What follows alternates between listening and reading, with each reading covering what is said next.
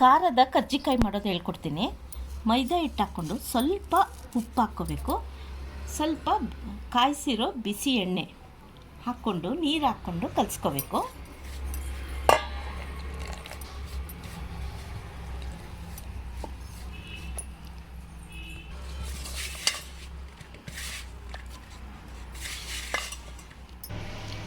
ಇದಕ್ಕೆ ಈಗ ಆಲೂಗಡ್ಡೆ ಪಲ್ಯ ಮಾಡ್ಕೊಂಡಿದ್ದೀನಿ. ನಿಮಗೆ ಅದೇ ಬೇಕಂತ ಮಾಡ್ಕೊಳ್ಳೋಂಗಿಲ್ಲ. ದೋಸೆ ಮಾಡಿದಾಗ ಆ ಪಲ್ಯ ಇದ್ರೂ ನೀವು ಇದನ್ನು ಈಸಿ ಮಾಡ್ಕೋಬೋದು. ಕರ್ಜಿಕಾಯಿ, ಖಾರದ ಕರ್ಜಿಕಾಯಿ, ಇದನ್ನು ಉಂಡೆಗಳು ಮಾಡಿ ಇಟ್ಕೋಬೇಕು.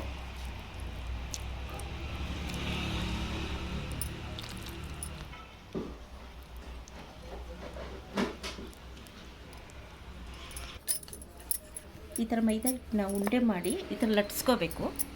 ಇದರೊಳಗೆ ಸ್ಟಫಿಂಗ್ ಆಲೂಗಡ್ಡೆ ಪಲ್ಯ ಇಟ್ಬಿಟ್ಟು ಕರ್ಜಿಕಾಯಿ ಮುಚ್ಚೋದ್ರಲ್ಲಿ ಮುಚ್ಚಿಬಿಟ್ರೆ ಕರ್ಜಿಕಾಯಿ ರೆಡಿ.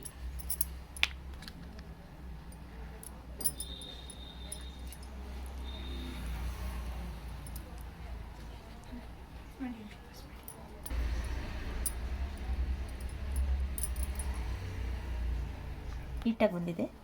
ಇದು ಖಾರದ ಕರ್ಜಿಕಾಯಿ.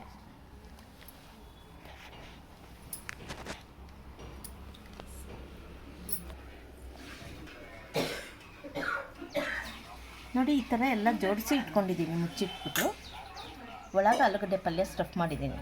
ಈಗ ಎಣ್ಣೆಗೆ ಹಾಕೋದು ತೋರಿಸ್ತೀನಿ.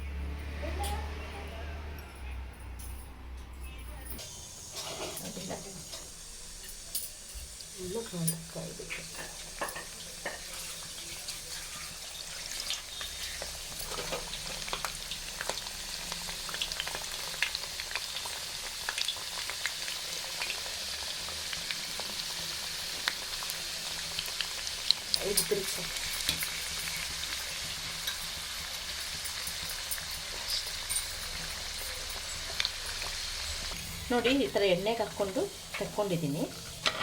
ಖಾರದ ಕರ್ಜಿಕಾಯಿ ರೆಡಿ. ನೋಡಿ, ಮುರಿದು ತೋರಿಸ್ತೀನಿ. ಖಾರದ ಕರ್ಜಿಕಾಯಿ ಎಷ್ಟು ಚೆನ್ನಾಗಿರುತ್ತೆ, ಕ್ರಿಸ್ಪಿಯಾಗಿ ತಿನ್ನೋಕ್ಕೆ.